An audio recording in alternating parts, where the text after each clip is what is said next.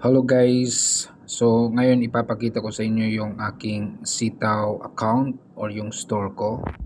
So naglagay ako ng 15,000 dati. So ngayon is naging 18,000 na. Okay.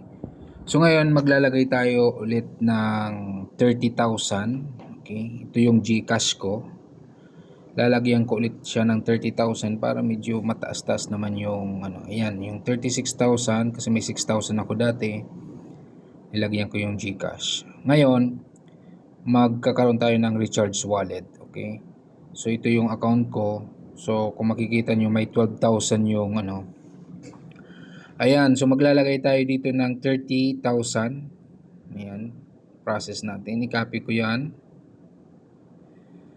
Then, ito yung steps kung paano mag-recharge dun sa Sitaw account.